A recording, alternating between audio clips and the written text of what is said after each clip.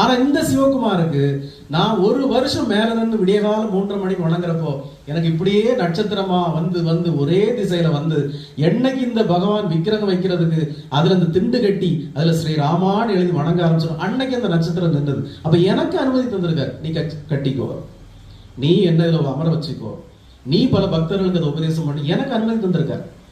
அவருடைய அனுமதி இல்லாம ஒருத்தர் அந்த இடத்துக்குள்ளே வர முடியாது, பகவான் யோகிராம் சரத்குமார் அழைக்காம யாரும் வணங்க முடியாதுங்கிற நியதி இருக்கிறப்போ அவருடைய அனுமதி இல்லாம யார் அவரை வச்சு வணங்க முடியும்?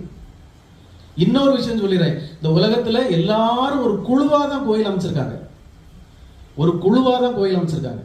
அதாவது ஒரு 50 பேர் சேருவாங்க, ஒரு 10 பேர் சேருவாங்க, ஒரு 20 பேர் சேருவாங்க. கொஞ்சம் காசு இருந்தா ஒரு நாம ஜபம் கூட வைப்பாங்க, ஒரு சின்ன போட்டோ வச்சு நாம ஜபம் பண்ணுவாங்க. ஒரு சில பேர் கொஞ்சம் ஒரு விக்கிரகத்தை வச்சு வணங்குவாங்க, ஒரு சில பேர் கொஞ்சம் பெரிய விக்கிரகத்தை வச்சு வணங்குவாங்க. ஒரு சில பேர் தனியா ஆரம்பிச்சாலும் உலகத்துல எல்லாம் நிதி வாங்கி ஆரம்பிச்சாங்க. ஆனா அந்த உலகத்திலே